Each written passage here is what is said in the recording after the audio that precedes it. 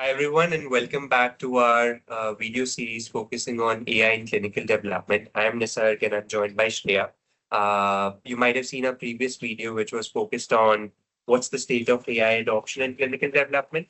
Today, we're focusing more on the second question, which we hear a lot from enterprise in terms of what's what does it take to get more out of AI investments, and why do some AI use cases not see light of the day? So, Shreya, over to you again to share some perspectives over here.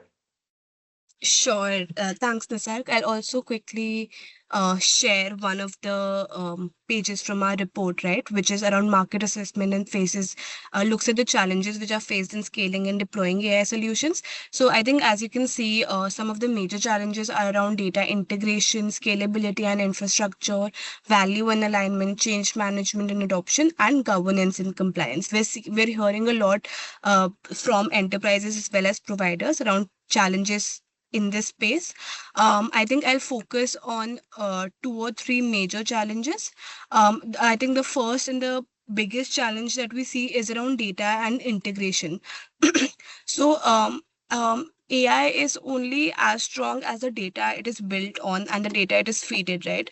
And clinical development generates a huge amount of data across its operations, sites, patients, etc. But in most enterprises, this data is still fragmented across systems and stored in different formats, owned by different functions, and it's generally often inconsistent in quality. So while enterprises have a lot of data, they don't always have what we call AI ready data. And this is a huge problem because even if the AI capability is strong, the value will be constrained if the underlying data is siloed and incomplete. And this is one reason why many AI initiatives remain stuck in the pilot stage or deliver only slight and incremental values. And this is why enterprises are kind of trying to address this by investing heavily in data management. And I think this also creates a major opportunity for service and tech providers because they can help enterprises fix the underlying data layer and help in integrating systems. Now, the second challenge is around workflow integration. Now, a lot of AI tools work well in controlled environment, but when it comes to actually fitting into clinical teams, sometimes they stop working.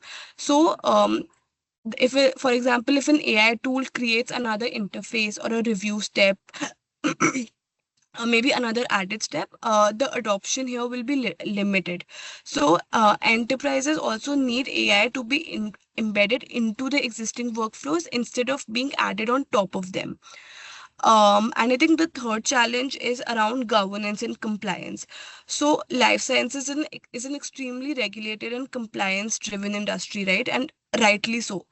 So, we cannot here, AI is not just optimizing for workflows and improving customer experiences, it can influence decisions that affect clinical outcomes and ultimately patient safety and trust in healthcare. So there's a lot of responsibility that comes with using AI in life sciences, unlike some of the other countries. Unlike some of the other industries, we do not here have the luxury of experimenting with technology in a way where things can go wrong with serious consequences. So here, for enterprises, the transparency, traceability, auditability, data protection are becoming non-negotiable. And that is why before we even talk about capabilities, the industry, including the service and tech providers, really need to focus on responsible AI. Sure. And we'll cover, responsible AI separately in our next video as well. But I also wanted to focus on change management. I think it's an often underrepresented or under focused area just because it requires a lot of stakeholder orchestration, executive alignment. Uh, Sometimes use cases fail or don't see light of day because uh, users are not able to integrate it into their daily ways of working, right? It could be a one-off use case where someone uses but forgets about it later on.